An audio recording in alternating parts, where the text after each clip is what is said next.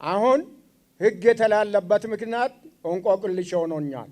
ይሁንና ምናልባት መማርና ስልጣኔ ማገኛት እውቀት ማገኛት ምሁር መሆን የሚያጋጨን ከሆነ አይገባኝም። ዛሬ የተፈጠረ ነገር ምንድነው? እንቆቅልሽ ነው ለኔ።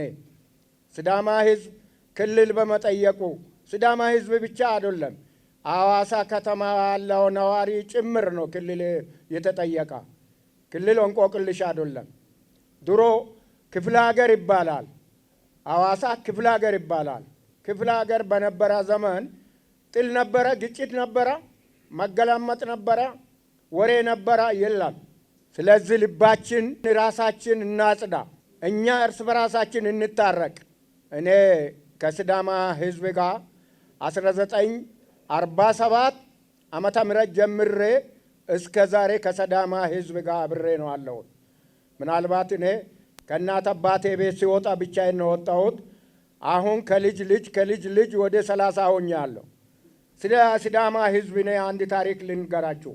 ምናልባት ከኔ በላይ የሚያውቁት ሊኖር ይቻላል። 1951 ይሄ ጫካ ሲመነጠር ኃይለሥላሴ ይሄ እርሻ ጣባ እንዲሁን ብሎ አውጆ እንደውም ታቦር ተራራ ላይ ተቀምጦ ፕላን ቃሳ የሚለውን ከቀረጹ በኋላ ምንጣረው ተጀመረ። 3 ካምፕ ነበረ። ኮኮቢች፣ መለስ፣ ሚሮ ማለት አሁን አለንበት ወደዚህ ወረድ ብሎ 7ኛ ካምፕ የሚባል ነው። እዛ እርሻ ጣባ ውስጥ በየካምፑ ቢያንስ 4000 ሰራተኛ ይኖራል። ያ ሰራተኛ በእውነት ነው የምላችሁ፣ እኔ ጨምሬ የሚያወራ ነገር የለም። ያ ሰራተኛ ሻይ ቤት የለም፣ ዳቦ ቤት የለም፣ የሚበላ ነገር የለም። 5 ጣሳ በቆሎ ዱቄት ነው ለአንድ ሰው በሳምንት የሚሰጣ። ያንን አብስሎ የሚበላ መሳሪያ የለም፣ ማቴሪያል የለም። ከፌደራል ጀምሮ እስከ ኢንዱስትሪ ፓርክ የሲዳሞ በረት ነበረ ከብት የሚኖርበት። እዛ ላይ አባቶች ይኖራል። 4-3 ሆኖ ደጃፍ ላይ ይቀመጣል። 6 ሰዓት ሲሞላ ውሃ አጠጡም ብለን እንሄዳለን። ሽማግሌዎቹ ምንድን ነው የሚሉት? ጦሶ ጀረና ወስኑ ዳይ ነው ይላል። 1 ጥልቴ ቆጮና 1 ገንቦ ወተት ይሰጠናል።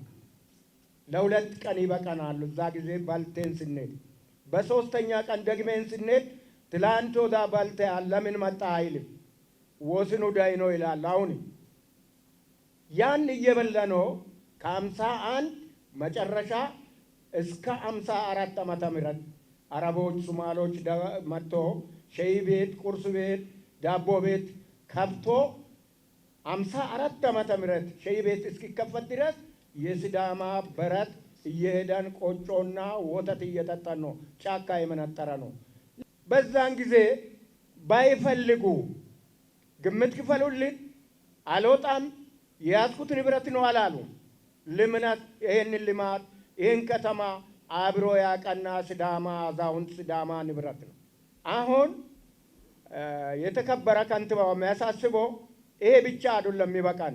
በዚህ ከተማ በዚች አካባቢ ውስጥ ህዝቡ ሰላም ሊያገኝ፣ ጸጥታ ሰላም እንዲኖር የእናንተ ብርታት ይጠብቃል። አካባቢ ሽማግሌዎቹን፣ ቀበሌ አመራሪን፣ ክፍለ ከተማ አመራሪን እየሰበሰባችሁ ምክር እየሰጣችሁት መጨረሻ እስከ ቀጠና እስከ ጎጥ ድረስ ያለውን ችግር አብሬን ለመፍታት ፍቃደኛ ነን። በሰላም ስንወያይና ስንማከር ስንደመር ነው። ስለዚህ ይህንን ክብር ከንቲባን አደራ ይላለሁ። ይህን የጀመሩትን እቅድ አጠንክሮ ይጀምሩ።